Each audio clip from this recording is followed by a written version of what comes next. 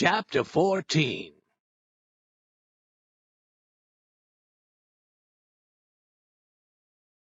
For 30 years I've received an average of 12 letters a year from strangers who remember me, or whose fathers remember me as a boy and young man. But these letters are almost always disappointing. I have not known these strangers, nor their fathers. I have not heard of the names they mention. The memories which they call to my attention have no part in my experience. All of which means that these strangers have been mistaking me for somebody else.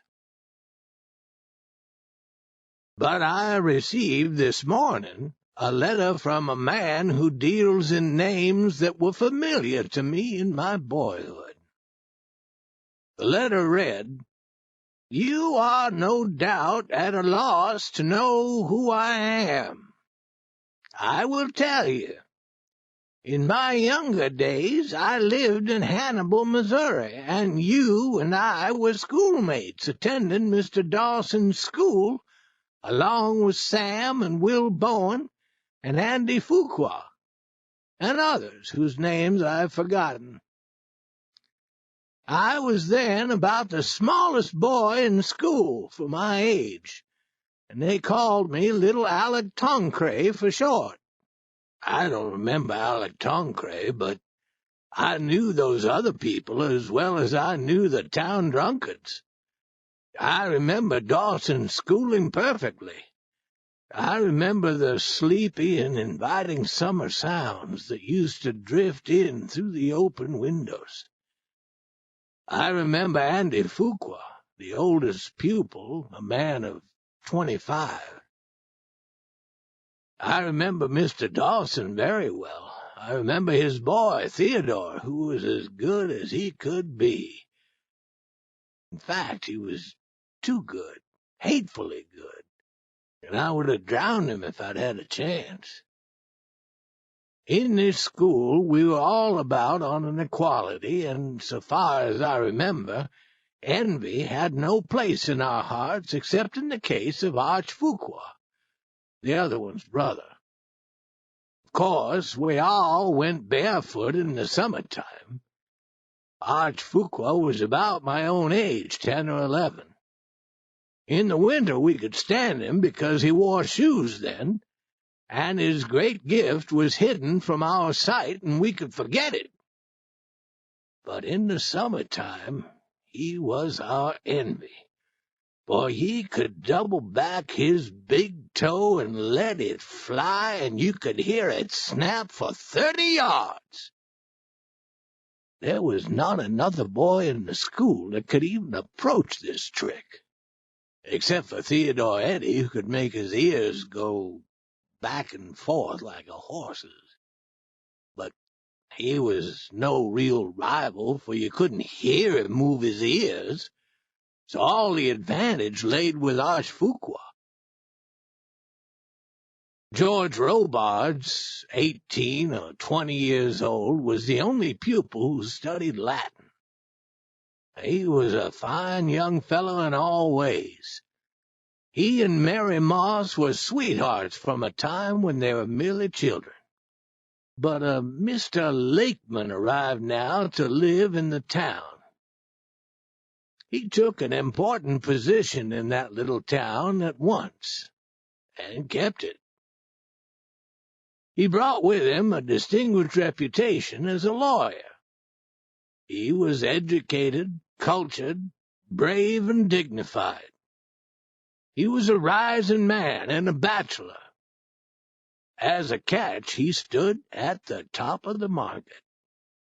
That blooming and beautiful thing, Mary Moss, attracted his favor. He sought her hand and won. Everyone said she accepted him to please her parents, not herself. Well, they were married.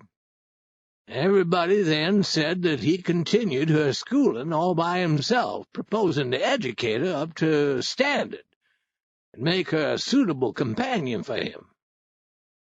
These things may have been true, and they might not have been true, but they were interesting.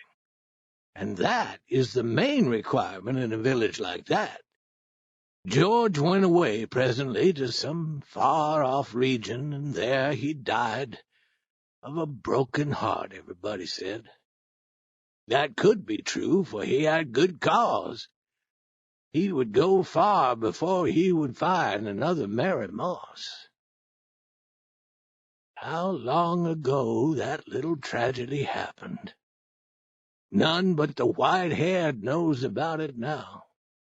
Lakeman is dead these many years.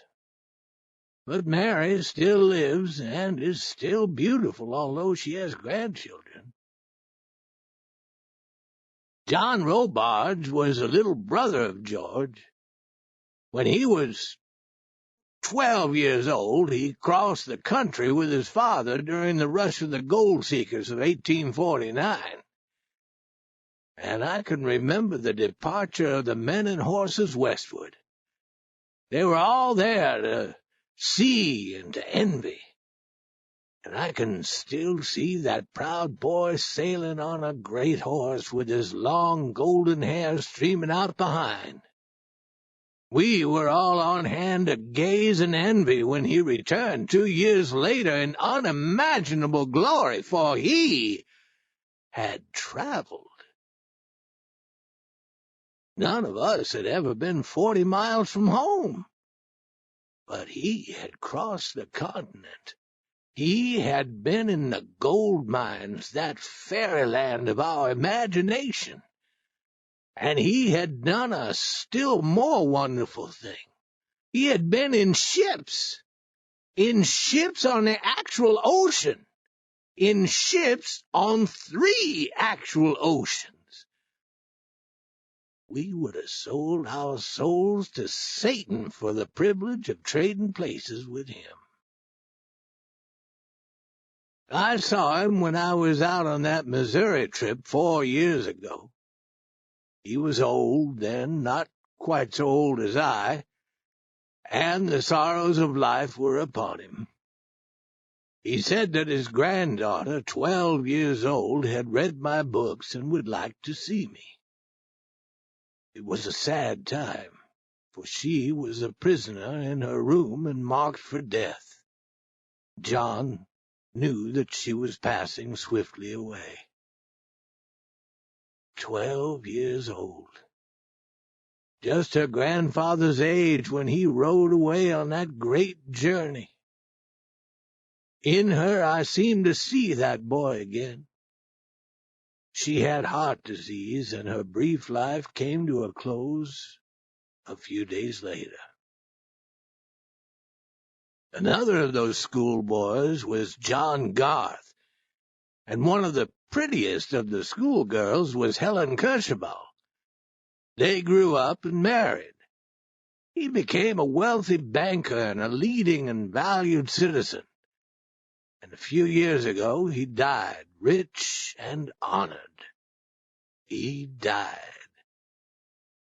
It is what I have to say about so many of those boys and girls. The widow still lives, and they are grandchildren. Will Bowen was another schoolmate, and so was his brother, Sam, who was his junior by a couple of years.